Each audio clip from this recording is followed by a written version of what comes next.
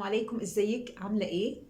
او ازيكم عاملين ايه؟ يا رب تكونوا كويسين. معاكم الاء عرفه، ودي قناه حريات بشارك فيها معاكي كل حاجه. نطلع من المقدمه بقى. فيديو النهارده مختلف لان فيديو النهارده يبقى ستايلينج. انا ما بحبش اسميه ستايلينج الصراحه، انا بحب نرجع كده بكلامنا القديم، نقول مثلا نطقم ايه على ايه. هي النهارده شارك معاكي فستان وهنلبس عليه كذا طرحه وكذا لون، ونشوف ايه الاحسن. هتكتبوا لي انتوا في الكومنتات اي لون هو اللي يبقى احسن على الفستان او على العبايه اللي هلبسها دي قدامكم.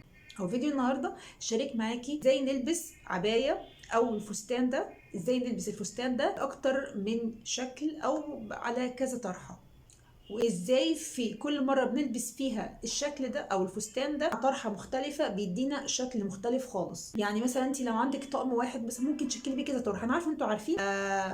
فيديو النهارده زي ما قلت لك هشارك معاكي الفستان ده مع بعض، وهنلبس عليه كذا طرحه ونشوف ايه اللون اللي احسن معاه. طيب، هلبس العبايه دي. ماشي، هي لونها كحلي، مش عارفه هتبقى باينه ولا. لونها كحلي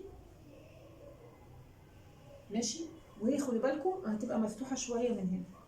ماشي، فهحاول ايه، هنلبس تحتيها جيبه، او نلبس تحتيها مثلا بنطلون واسع واسع قوي يعني.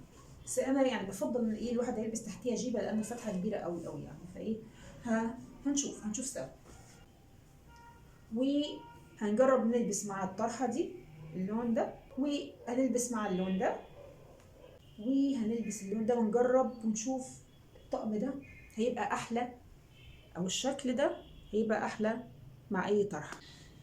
زي ما انتم شايفين الشكل عامل ازاي، شايفين؟ طبعا مش عارفه انتوا شايفين ولا ايه. لبست تحتيها جيبه سودا، المفروض اصلا هو كحلي، حابه تلبسي كحلي مفيش مشكله، بس انا بحب السودا. يعني هي صك عندي لان هي العبايه صك والجيبه صك، فالاتنين ماشيين مع بعض. بس ده اول ستايل. نشوف التاني، ده تاني واحد. الاصفر ماشي مع الكحلي. نظبط الشكل كده.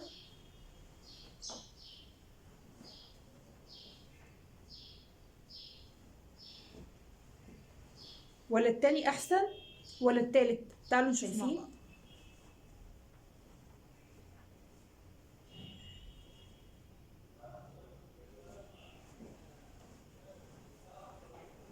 ما تنسوش تقولوا لي ايه اكتر ستايل عجبكم، واكتبوا لي في الكومنتات.